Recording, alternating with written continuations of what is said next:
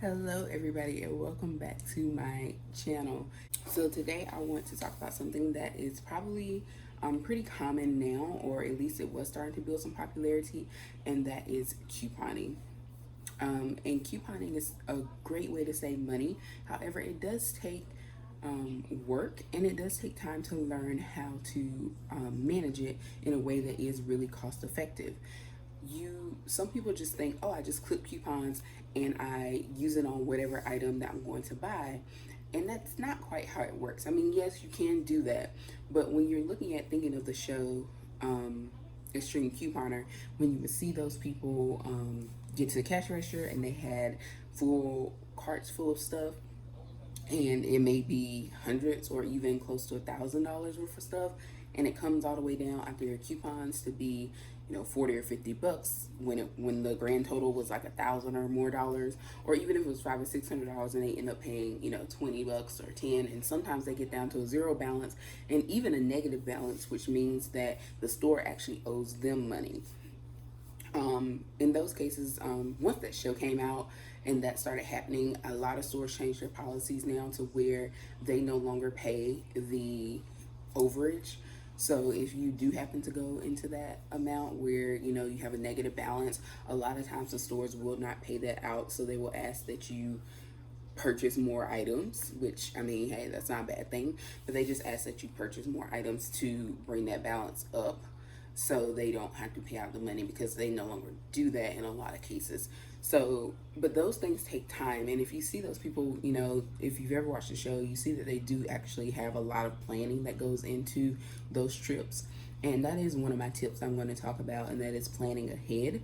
But just a little backstory about my couponing experience. I have been couponing probably since my junior year of college. So that was roughly 2006, 2007.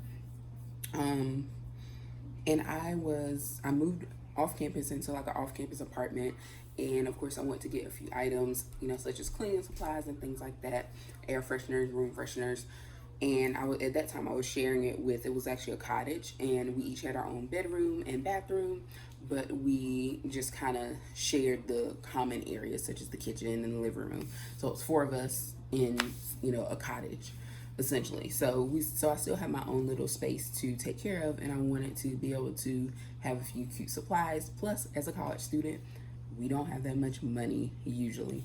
I was working a little part-time job, but my main job was school. So I was just making, working part-time just to have a little money to go out, or, just buy myself some cute little clothes or something like that. But it was just my spending money.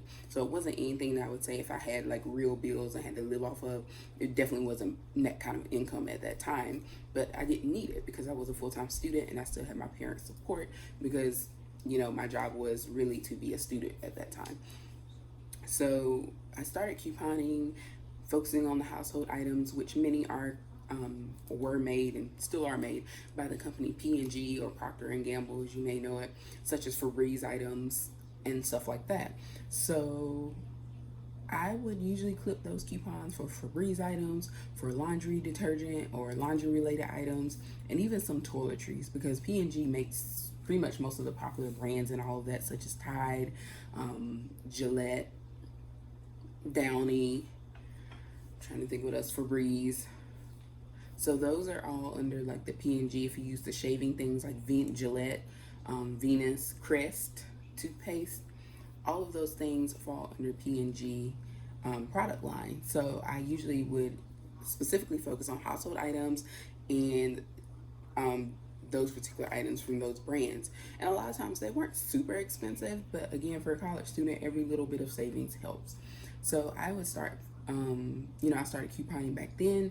Then my senior year, I moved into my own apartment, like a regular apartment, which I paid rent. And again, I'm still a full-time student and also still just working part-time. So I made enough to pay my rent and utilities, but not a ton of extra money. So every little bit that I saved was more money in my pocket to do something fun or just to have around for any emergency or whatever. So couponing was something that I started picking it up, and I wasn't doing it hardcore or building stockpiles or anything like that, but it was a skill that I was planning on developing because I thought it would be important as I continue to become more independent, meaning less dependent upon my parents' finances and more on my own finances, and just the fact of saving money. And one thing that couponing has done for me or has taught me is that number one, everything kind of has a cycle, and I'll talk more about that later in terms of the sale. So everything kind of goes on sale within a cycle, and it's always going to go on sale at some point. Now the issue is when it goes on sale, will the type or the variety or whatever it is that you like be on sale? Because I think about clothes, and being my size, I'd be considered plus size. Sometimes when you're shopping for clothes, they don't have a lot of large or extra large sizes, maybe in a top or whatever, or in pants. It may only be, a couple pair. So if you don't get them, when they first come out or shortly after, you may miss out on your size. So that is one downside to having to wait. But if you want to take the chance, that's still something that I've conditioned myself to do, because if nothing else, there's going to be a sale. Even if it's not like clearance, there's going to be some form of sale or coupon or whatever, especially now because retailers are hungry to get people shopping again. So that goes back to my tips. I have 5 tips that I want to share with you today about couponing or related to couponing that can help you become an effective couponer. And if you are new to couponing or you want to get started, these will be some good starting points.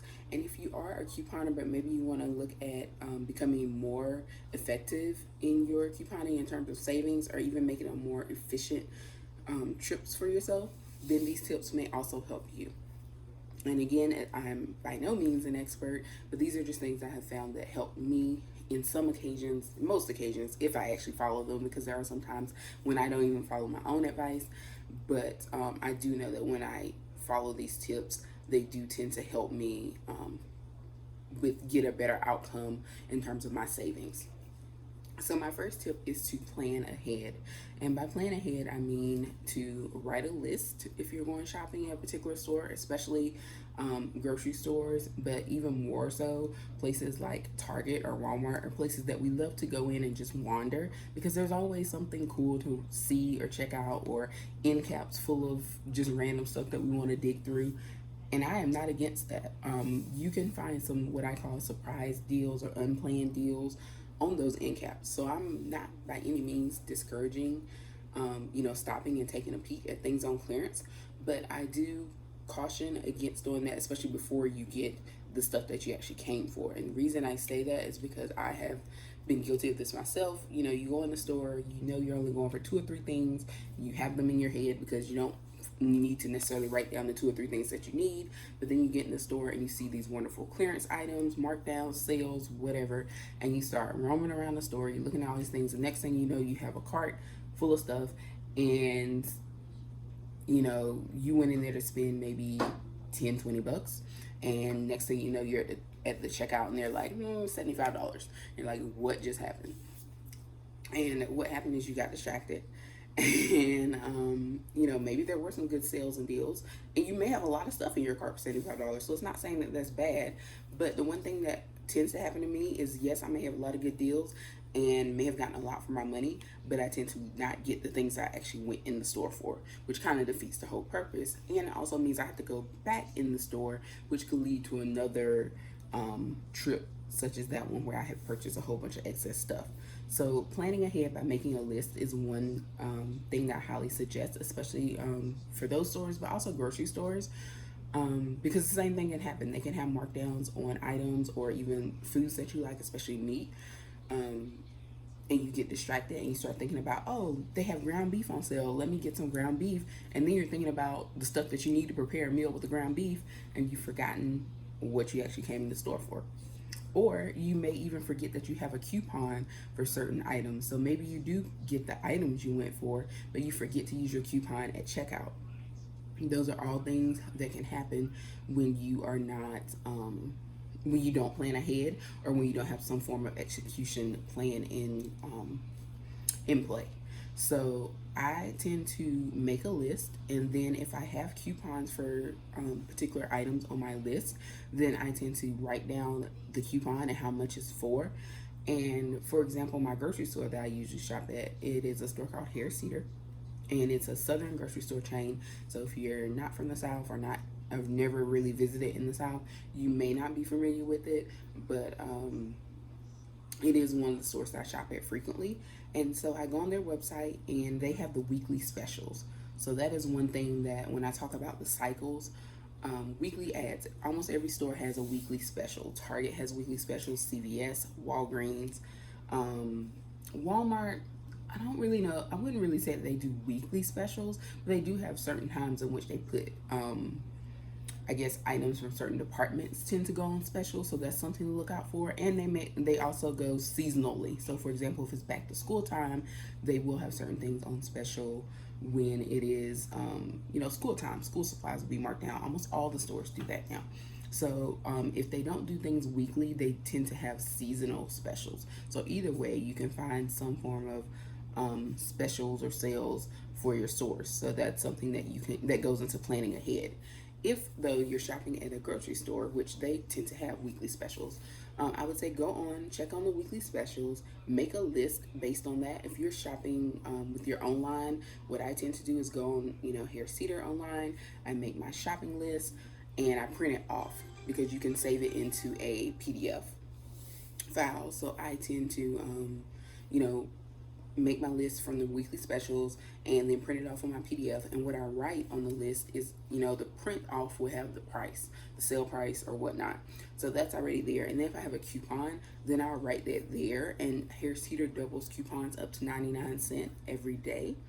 And so I will put the amount that the coupon is. And sometimes I do the math, sometimes I don't. That's not really a big deal unless you are focused on your grand total. So like if you're saying I only have $30 and I need to get XYZ things, or I want to try and get as much as I can for my $30, then you might want to do the full math where you actually take the sale price, deduct the coupon, and kind of write it out so you can calculate what your total is looking like before you go in the store.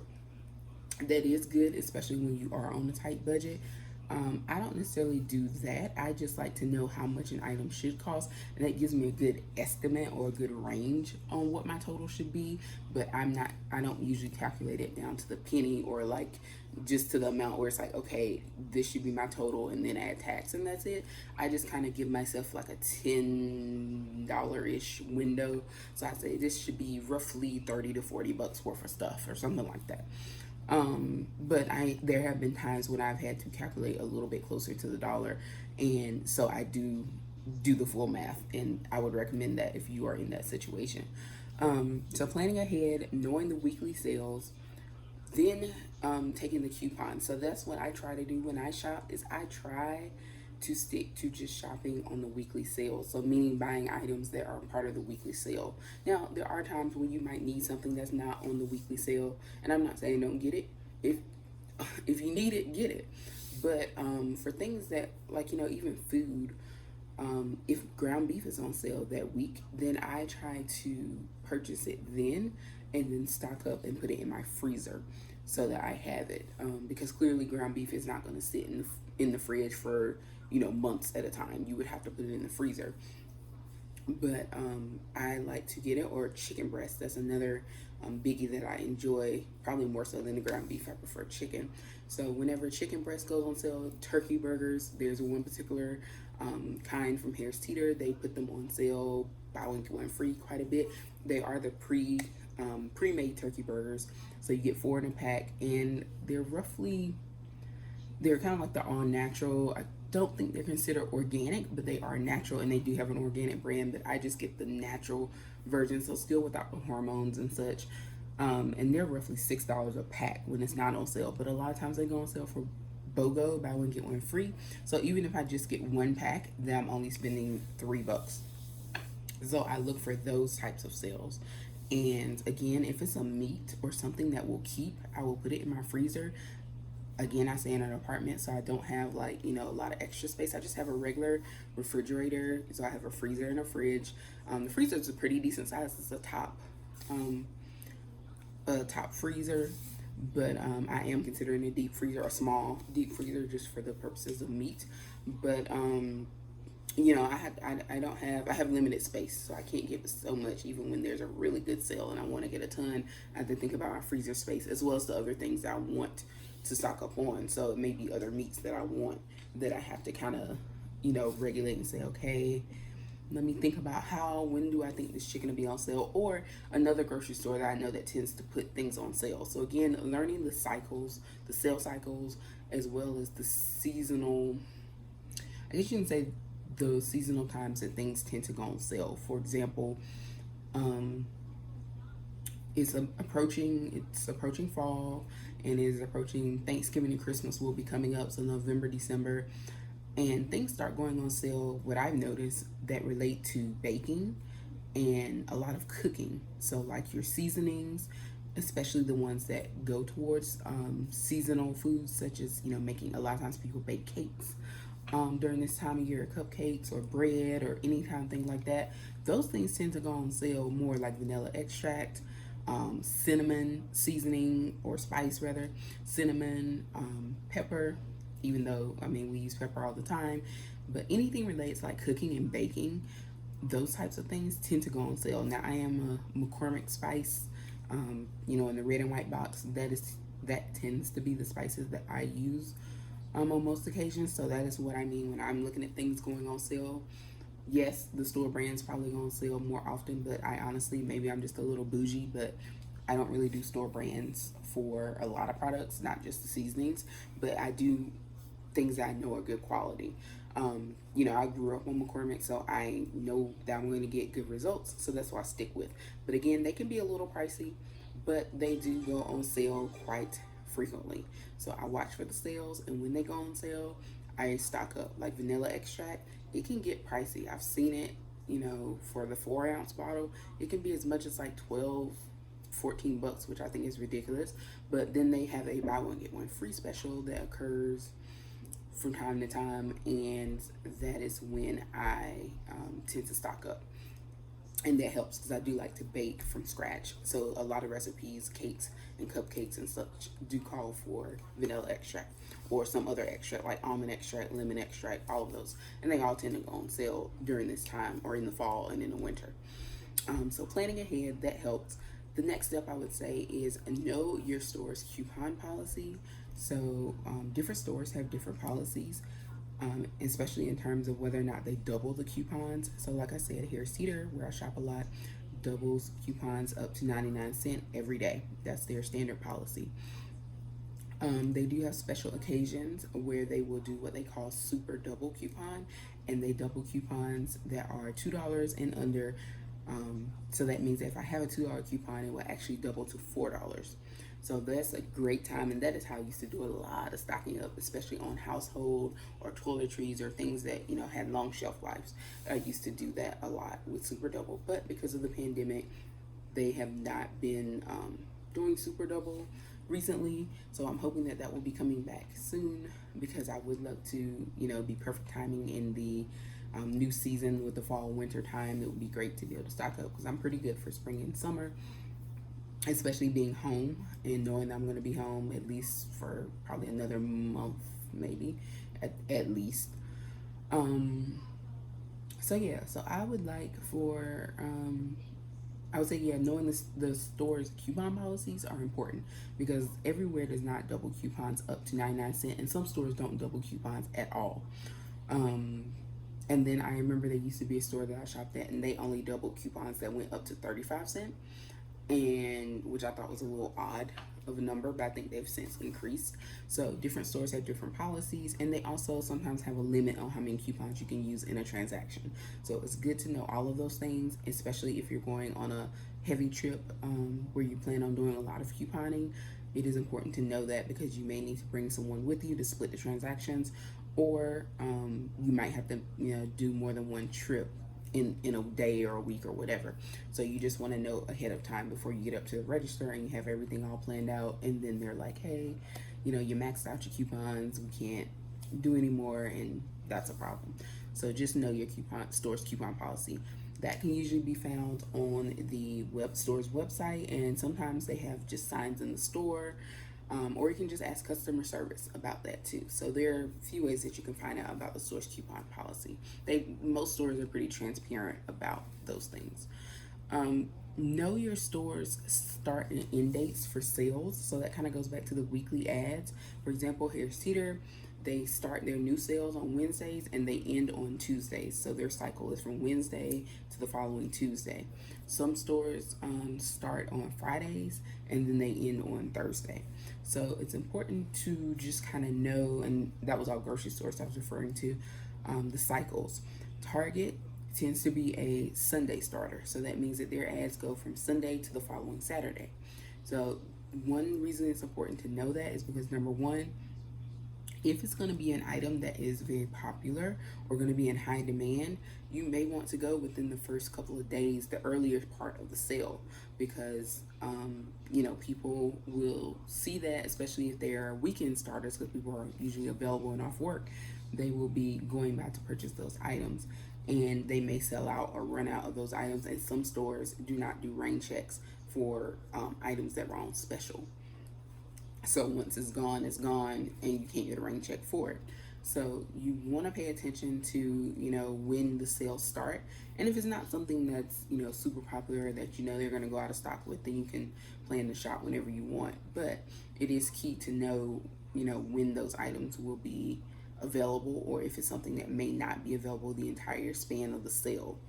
So it is also important to know if your store gives rain checks. If they give rain checks, you don't really have anything to worry about. However, if they don't, then you want to make sure you get there within the first day or two so that you can catch that deal. The next thing to know is tip number 4, research all usable sources of coupons and discounts available. So what I mean by that is most people wonder, well, where do you get the coupons that you use in the store? I have a few places. The easiest place or simplest place to get them from, you can get them online, and you can also get them from the newspaper, the weekend newspaper. So the one like the Saturday or Sunday editions of the newspaper. And usually that's in the major papers, like not a local paper. It would be like the Washington Post or the New York Times, something like that. So the ones that do like the big Sunday editions where you usually see like the paper machines, or you can buy them at a convenience store or grocery store or whatever, those are usually the papers that carry the coupons. Some places, like where I live, we do get mail inserts with some coupons, not all of the coupons, but like P&G has a flyer that comes.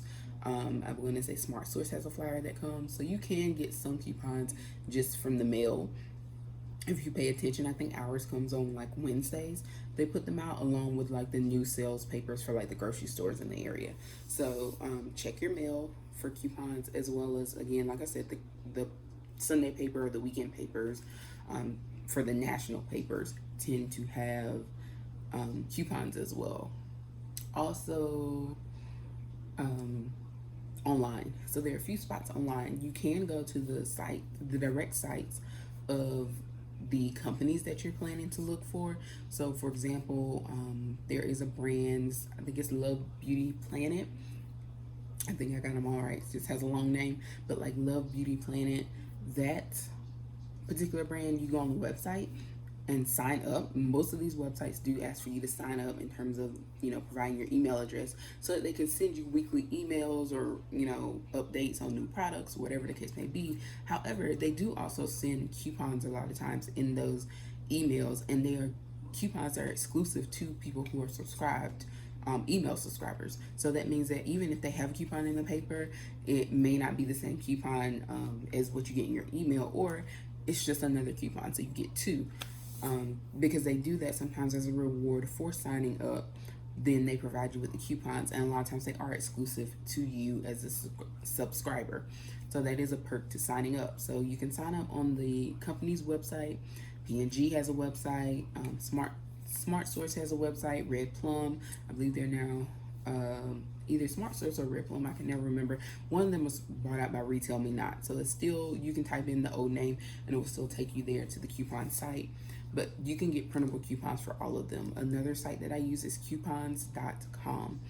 That site used to be really, really handy, and now I don't know if, P&G got in touch with them or something, but they used to have a lot of P&G coupons and now they don't. One thing I want to note is that if you've ever seen the show Extreme Couponer, you saw those people buying maybe 20 or 30 bottles or a quantity of something, and it was usually household things like dish detergent or laundry detergent or fabric softener, air fresheners, whatever the case may be. A lot of those products, toothpaste, that was a big one, but a lot of those products are made by Procter and Gamble or P&G. You may know them by that.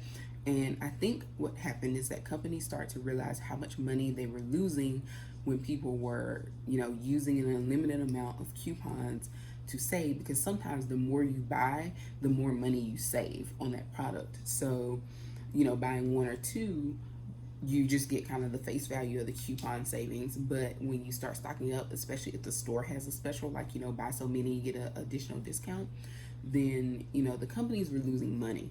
And so what P&G, I have noticed, like a lot of companies have done this, but P&G in particular has gotten very, very stingy and also picky and strict about their coupon usage. So when you cut out a P&G coupon, one thing you'll notice on the bottom, it usually says limit. Like usually you can use two of the same coupon in one transaction, and you can only use one coupon on the same item. So like if I'm purchasing one thing, I can only use that one coupon. I couldn't use like that coupon and another coupon from maybe another source. So they have gotten really strict about that. So even if you go on the P&G website, they do have printable coupons, but you can only print it one time, which means you can only get one coupon, and you are registered by your email. So it kind of tracks the fact that you've already printed, so it won't allow you to print it again. And in their inserts that you get in the papers now, they used to print all of their coupons, and now they have stopped doing that for certain, I guess you could say, popular items like laundry detergent. They no longer print those. They tell you, they will put in the paper the actual picture of whatever the items are their own that they have a coupon for, and it'll direct you to go to the website to print the coupon, because again, when you print, you one, have to be signed up for their website, and two, you can only print one copy. So that was a way to reduce people from being able to have multiple coupons of their products. And the other thing is, some people, like say I bought a paper or I subscribed to a paper and I wasn't a couponer. Well, maybe my neighbor is. So if I got the coupons and my neighbor, is a couponer, and they know that I don't use my coupons, then I could just give my neighbor my coupons. So that means that that neighbor now has two copies of whatever coupon, and they can go get coupons from other places or just buy as many newspapers as they want or whatever the case may be, and they can rack up on coupons. So I think that is why a lot of companies, or well, P&G specifically, because I think other companies have done this to some extent, but from what I've seen, P&G has been the strictest on all of this. And I understand from a business perspective why they do that, but at the same time, I think, it's a little overboard. It's like, do you really want me to buy your product? Because honestly, I like Tide, but I can buy another, laundry detergent that's not from your company. If you're going to make it so difficult for me to, even save money on it or purchase it, I just won't buy it. And, there are other brands out there that work just as well, if not better. So I think that, Procter & Gamble should think about that too. But with Tide being like a household name and so many products that fall up under their umbrella, I think they were just losing a lot of money, so they did what they did with the restrictions. So just be sure when you do coupon that you read the coupons, and that's why it's important to know your store's policy as well as read the coupons so you understand what the policies are for the coupon. Because just like the P&G coupon says, you can only use two like coupons in one transaction. If you try to use more than one, it may not scan because it may register in the system for the store that you have maxed out on that particular coupon, or what will happen is if it does scan, then the store will not get reimbursed for that coupon amount. So somebody loses, along the way somewhere. So just be careful with that when you're couponing. The other thing you can do, if you're not somebody who has the time or the patience to sit down and clip coupons or print coupons and cut them, because again, it does take time. If you're doing a big shopping trip, you can expect to spend, half a day or more on just getting everything organized, like planning out where you're going, what you're getting, and then cutting the coupons to match the sale items. That really takes time. When I was preparing for a super double trip, when I was really getting like, when P&G products were not so restrictive in terms of their coupons, I used to, sit down and spend time, cutting, clipping, comparing. I had friends that were couponers, and we'd be like, oh, did you see this deal? And then we'd be comparing it against the sale, and we'd be looking to see if there are other ways that we could save more money using apps such as Ibotta, where you get cash back for some of your purchases. So we would be like, oh, this item is on sale, then you have a coupon for X amount, and then you get X amount back on Ibotta. I will talk about those types of things later on, not so much in this blog, but if you do visit my webpage blog, you will see I have details about online savings and things like Ibotta, and you can see more about it if you're not familiar with it already.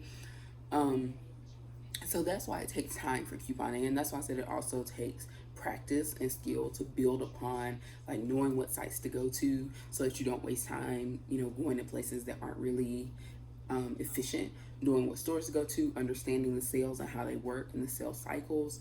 All of those things go into becoming a proficient couponer and also getting the most cost-effective trips.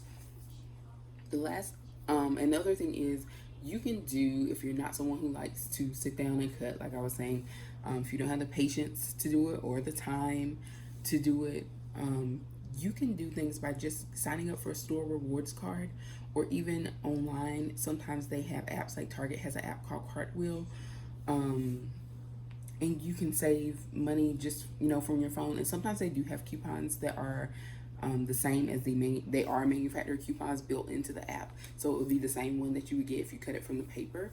So sometimes you can use that as well.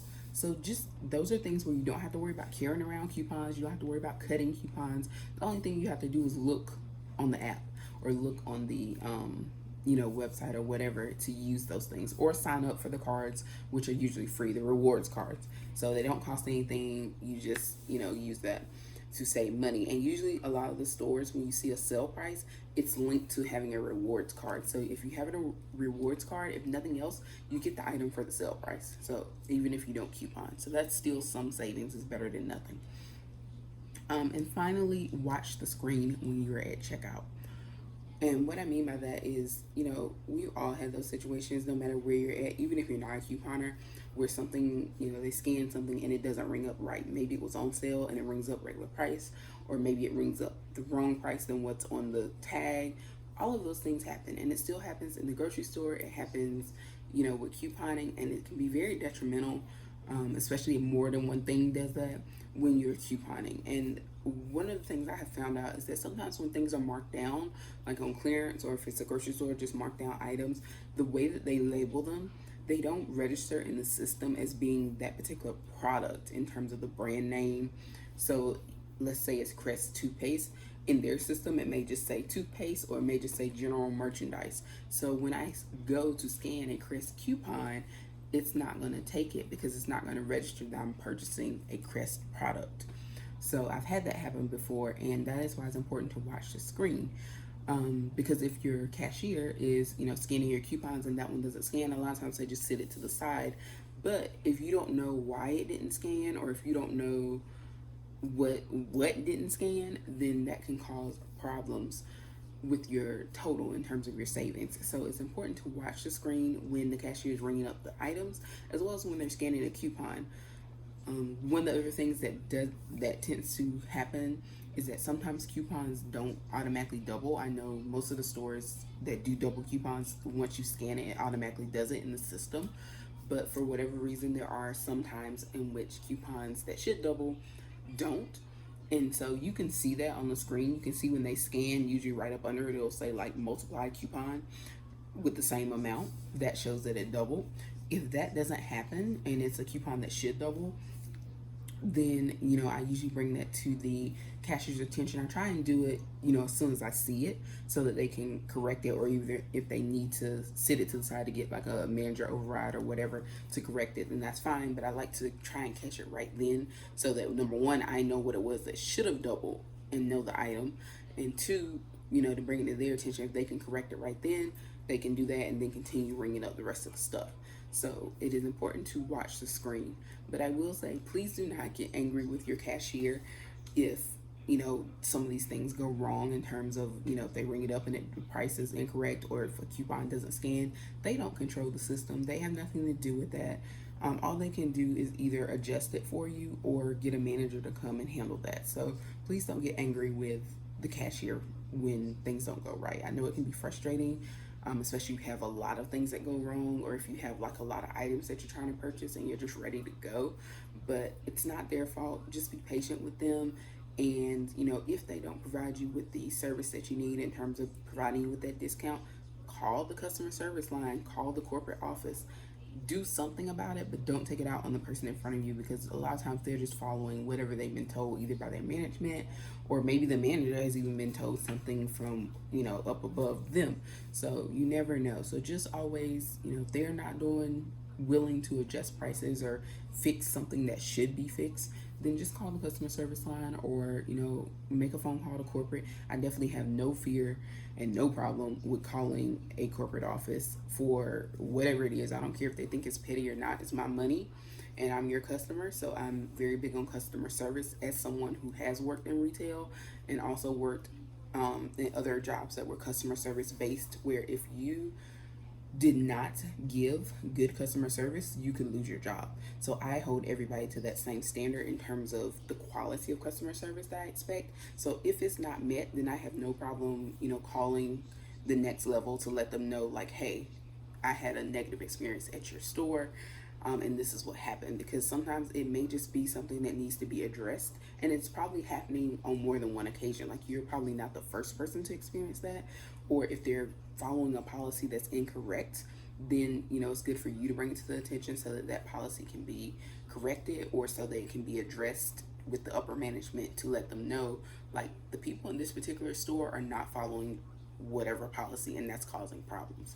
So I would just say, you know, watch the screen, call out anything that you see that's wrong, try and get it fixed or resolved within the store. If not, you know, just bite the bullet if you can. If not, leave the item, still report it. Even if you aren't able to purchase the item, still call and document that experience and say why. Because I think even more important is when people know that, like, that particular experience cost the store money because you didn't make a purchase that you could have made. So just, you know, watch it, and if something goes wrong, try and get it handled in store. If not, report it to the appropriate people and keep it moving.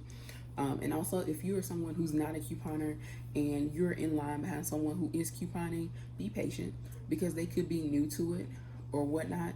But be patient with them, and be patient with the customer service reps, cashiers, managers, whoever it may be, because some people aren't familiar with it or they don't know how things work. So be patient with the whole process. Couponing, you know, requires patience in every aspect, whether you're a couponer, whether you are behind a couponer, you know, if you know one, if you're helping one, if you are learning to be one, it requires patience. So, or even when you're shopping, when you're actually doing the shopping with your coupons, you have to be aware of the sales and of the specials, making sure that, you know, the items you want are, one, in stock, two, they are labeled the correct price that they're supposed to be, that you have the coupon. So all of those things require patience, focus, concentration.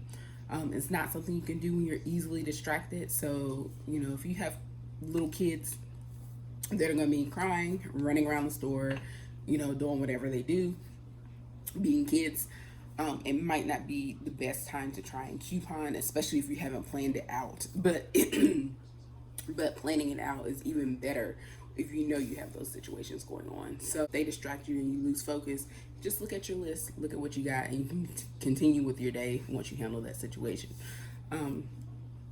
So those are my couponing tips. Again, plan ahead, know your store's coupon policy, know when sales start and end, in terms of like their weekly specials, knowing when the sales start and end, also understanding the seasonal time. Make sure you pay attention to that. If you are shopping for clothing, the best tip that I can give is to shop end of season. And I know that seems like, you know, you want to wear the newest thing or whatever. If you're really truly on a budget and you can't afford to do that, at least you can get something nice. And this tends to apply more so to like what I call the kind of upper level brands that make more classic or traditional clothing that is not fast fashion, where you know it's not going to go out of style this season and then not come back. But things like, I think of stores like Gap, Banana Republic, those stores tend to sell more classic things that are clothing that you can wear for a long time. Number one, the quality is decent, so you know it's made to last for a long time. It won't tear up or shrink or do whatever after a couple of washes. It's not made to. It might, but it's not supposed to. Which is why the price tag on those things are usually a little higher, or at least the retail prices. So even those stores, they have tons of sales and markdowns. I have purchased a sweater, or sweaters, I have more than one, from Banana Republic that was made out of some, it was 100% wool. It was like a wool and something else really, you know, really high fabric or expensive fabric mix. And it had been like $100 and something, the sweater, and I paid $5 for it at the end of the season. And I got two of those, and they are some of the comfiest. They do shed a lot because they're like fuzzy sweaters, but they are so comfortable and so warm. Like, I mean, I can go out in the snow and I'm nice and warm. And again, that sweater had been a little over $100, and I paid $5 for that sweater. A good quality, good materials, but because I was shopping end of season, and now the way our seasons are in a lot of places, they don't tend to necessarily change over. Stores are usually a season ahead. So, for example, right now, fall stuff is already starting to come in the store, even though we're still kind of in the summer. We don't have much. I think it'll be, I'm looking at my calendar, we only have maybe another week or two. Like, fall is literally around the corner, but it's still pretty warm temperatures. And if you're like me, I'm hot natured, so you know I tend to wear short sleeves year round. So buying stuff at the end of season or summer season for me can still be something that I can wear year round, unless it's something that's like really summery, like a sleeveless top like that I don't wear in the winter, unless I'm just around the house. But like in terms of, you know, dressing or going to work or something, I wouldn't be wearing a sleeveless top. But a short sleeve shirt, that's a year-round thing for me. So that would be something I can invest in. For the most part, I use some form of discount or wait on some kind of sale before I make any purchase. And even with that, I have to wait until it's a good sale, because like a 30% off sale is not that appealing to me unless it's already something that's kind of cheap. But 50 and up, I'm going for it. So I just that's just something for me with couponing. It has taught me about paying attention to things such as like the deals and the specials and the seasons, and how stores mark things, how prices of things change for certain seasons or certain times of the year. Also, as someone who works in retail, you know, I did work at the Gap for a couple years, and I, you know, kind of learned their cycles and kind of the things that repeat. Like, I can look now at some of the things that are out in the store, and I remember folding those same shirts, you know, for the past couple years, because they come out every year with those particular things, especially popular items like the logo shirts. So when it comes to couponing and just saving money in general, there are tools of the trade. There's rules to everything, and there are patterns. There are patterns everywhere, with the sales, with the products, with the stores, with the ads. One of the things I noticed in terms of food ads, you know, for example, in the grocery store, one week they might have the sodas on sale, and it's sodas from the Coca-Cola brand. And then the following week, they will have a sale, and it will be Pepsi products on sale. And then it just kind of recycles again, and they might go to the store brand, and then if they have any other brand, it'll go on sale, and they'll start back over, and you'll see Coke on sale again. So I've learned that that is one pattern. So one, that prevents me from overspending or overbuying, because it's not that fear of, if I don't get it at this sale, like it's never going to go on sale again, or won't be on sale for a very long time. And if I don't get it now, I'm going to miss out, or I'll run out before the next sale and end up having to pay like full price. That is not something that I've had to worry about, because I now know that probably about at least once a month or so, they are going to run that same sale with those products. So I think that's another way to kind of regulate your spending as well as your shopping when you realize the patterns and the cycles, and you know that, if you miss it one time, you can get it again. So also waiting, unless you really need something, waiting until the next sale comes if you missed it, or if you only got one and maybe you want to get something else. Waiting until that sale comes back, or another similar sale comes back, where you can save a lot more than just paying the full price.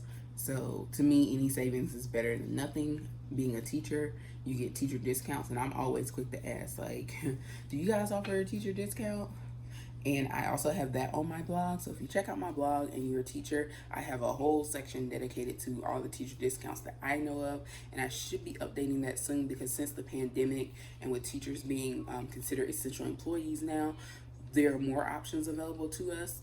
It's good to, if you are a teacher or if you work for a certain company or group that stores provide discounts for, then definitely ask for that. Sign up for the rewards, or just make sure you have your ID handy so that you can take advantage of those savings. When you're shopping, even if you don't necessarily coupon, that's still, most of the discounts are at least 10%, sometimes 15 or 20. But for the most part, I think the lowest discount I've seen in most cases is 10%. So you can, saving a little 10%, that adds up, especially if you're making a large purchase. So just be on the lookout for those things. But again, plan ahead, know your store's coupon policies, know the sale start and end dates, understand those cycles, research all other sources and ways to save. So, not just the paper coupons or printing off coupons. See if they have other coupons in their app, see if there's rewards you can sign up for, all kinds of other free options that do not require paper coupons if that's not your thing. So look for other sources, or you might be able to stack the coupons, which means you can use like a paper coupon and a digital discount or coupon. So for example, in Target, if you have a Target Red card, whether it's the credit card or the debit card, you get 5% off all your purchases. So even if you use a coupon, you still get that 5% on top. So that is something to, that's what I mean by stacking. It means like using multiple discounts on your purchase. And also sometimes they have a percent off in the Cartwheel piece of their app, where you can get that off, and you can also pair that with a paper coupon. So like if you have a manufacturer coupon for a couple dollars off, and there might be a 15% off Cartwheel, you can pair those two things together, plus your 5% discount with your card. So that's one way to stack and get the most out of your savings. So that is why I say it's not just about cutting coupons and applying it to an item. So that is my advice for couponing. Again, please subscribe to the channel if you have not already. I will be giving more couponing tips related to what's in my blog. Most of the information is already there in my blog.